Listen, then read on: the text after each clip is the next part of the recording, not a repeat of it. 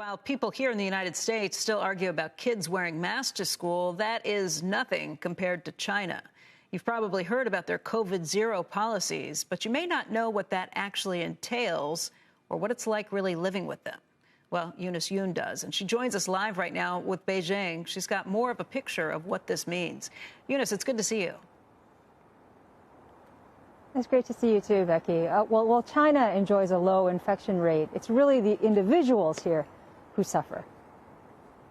For Lunar New Year, this video has gone viral with rare criticism of Chinese authorities. A grandfather vents frustration over a last-minute decision to tighten controls for his city, forcing his grandchildren who just showed up at the train station for the holidays to turn back.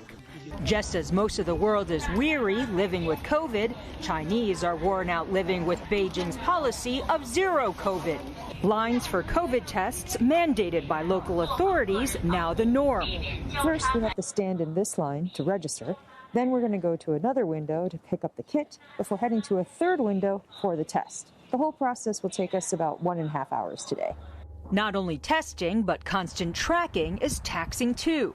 Most places, even cabs, require you register your ID and contact info through a health code on your mobile phone to get in. Drugstores share your personal purchases of any medication for fever, cough, sore throat, or infection with the authorities. If you buy those meds, you receive this government alert, so your health code won't work until you go for another COVID test. Sudden lockdowns of buildings and late-night visits by authorities rounding up residents for COVID tests are becoming common too.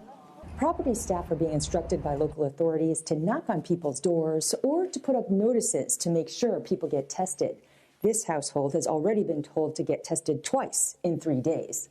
Online, people complain about children who test positive being taken to COVID hospitals without their parents.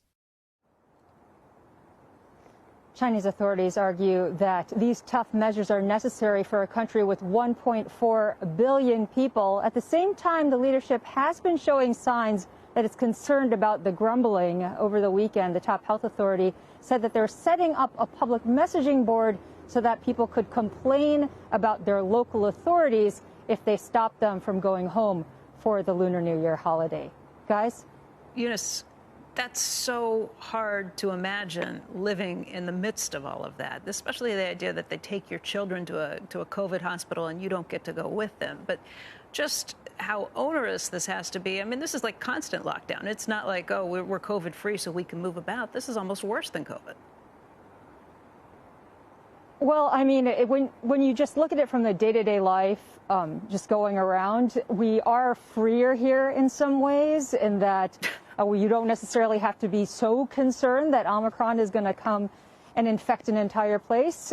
But so in that way, there is some level of freedom getting around. But at the same time, yeah, there are lots and lots of restrictions, and you really don't know when your building is going to get locked down. You're not told if it's going to get locked down. You could be in a shopping mall and then you're shopping there and suddenly an entire area gets locked down and you really don't have a way to get around that because there isn't any negotiation. So it's a totally different way of operating here compared to when you were saying with the masks. One thing about the children, there are people who complain because even kids who are as young as 5 are taken away, or even younger. And then the parents can't really do anything about it.